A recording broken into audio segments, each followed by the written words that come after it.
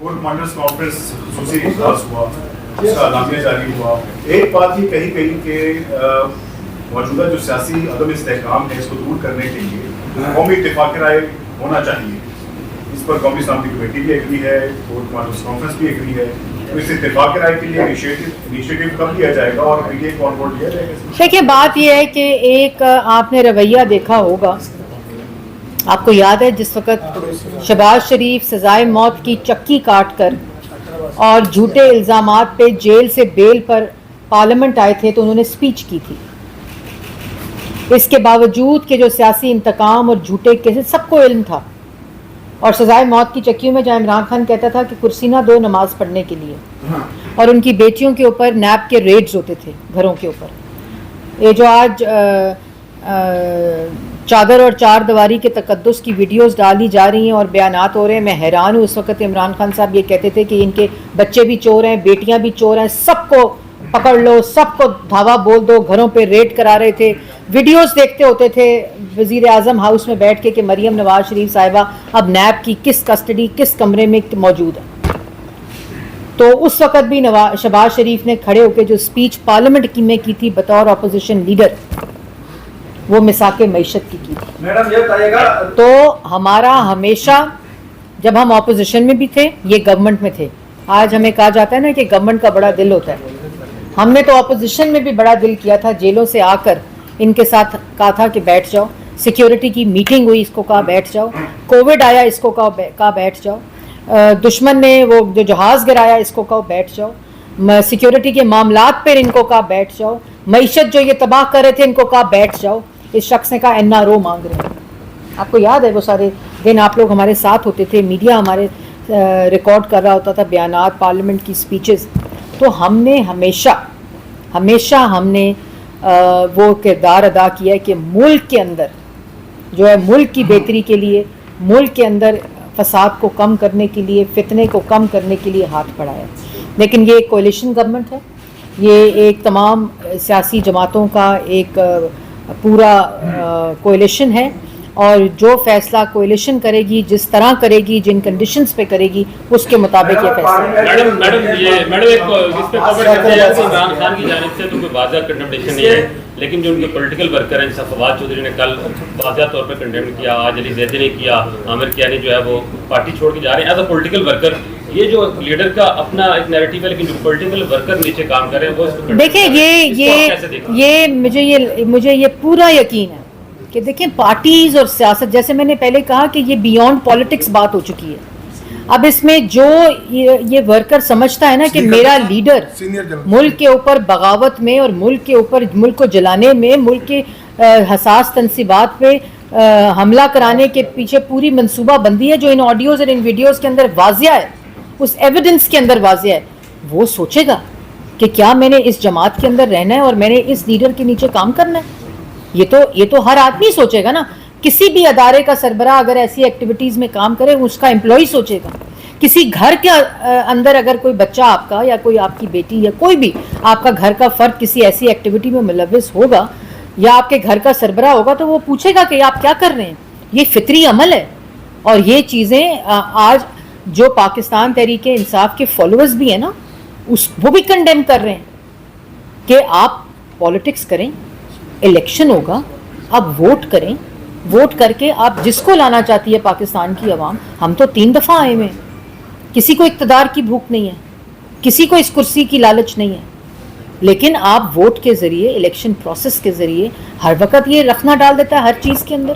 ہار جاتا ہے تو جلا دو، سپریم کورٹ فیصلہ کر دے تو غلط کر دے تو چیف جسٹس کی تصویر کے اوپر PTI کے کارکنان نے لندن میں جوتیاں ماری تھی. میں نے تو اس دن بھی کہا تھا کہ چیف جسٹس صاحب آج آپ ان کے حق میں فیصلے کر رہے ہیں، اور وہ وقت جس وقت آپ ان کے خلاف فیصلے کریں گے تو یہ کیا کریں گے. یہ میں نے باتیں کی تھی. یہ ایک مائنڈ سیٹ ہے، یہ ایک شخص کا دماغ جو ہے وہ صرف اس سازشی، اس فتنے، اس فساد کی پلاننگ کرتا ہے اور منصوبہ بندی کرتا ہے، اور سوچی سمجھی منصوبہ بندی کرتا ہے. اس لیے اب بس صدیق انصر صاحب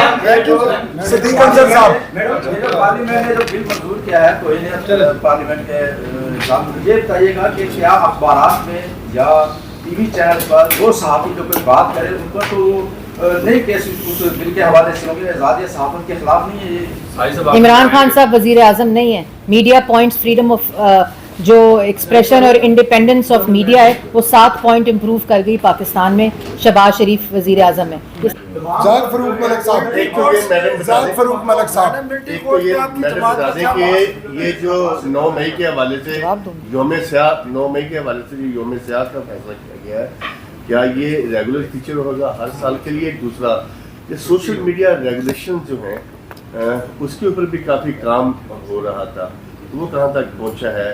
जो सोशल मीडिया के ऊपर कंपेन जिस तरह की गलत या जिस तरह भी चलाई जाती है तो उसके ऊपर क्या करें? देखिए, एक तो मिलिट्री कोर्ट्स के ऊपर सवाल हुआ, उसमें बड़ा वाजिया है। एक तो ये स्पेशल स्टैंडिंग कोर्ट्स हैं जो इस वक्त एग्जिस्ट करती हैं, और उसके अंदर जो आर्मी एक्ट है वो रेलेवेंट लॉ है, और मैंने जैसे पहले कहा कि बड़ी कैटेगोरिक डिफ्रेंसिएशन है कि जो तनसीबात मिलिट्री जुरिस्डिक्शन में हैं वो उन रेलेवेंट लॉज के मुताबिक ट्रायल होंगे, और जो सिविलियन तोड़ फोड़ और बर्बादी की गई है और आगे लगाई गई हैं वो उन रेलेवेंट लॉज के मुताबिक ट्रायल होगा।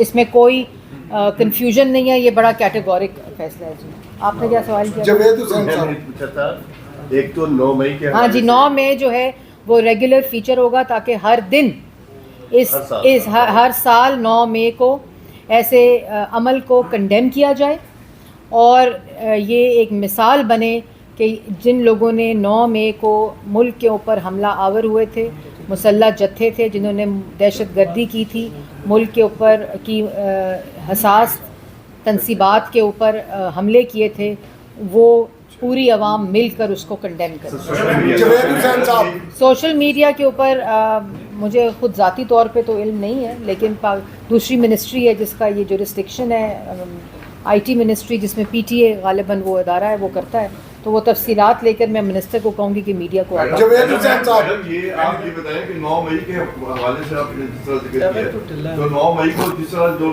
लोगों को नुकसान हुए, जिन लोगों के मतलब अमलाक चली हैं, उनकी गाड़ियाँ और ये, तो उनके इजाले के लिए भी हुकूमत ने मतलब कोई ऐसा वो किया है कि उनको तो कोई वो उसमें नहीं था ना कि कंटेनरों में सामान चल गया, लोगों का सामान चल गया।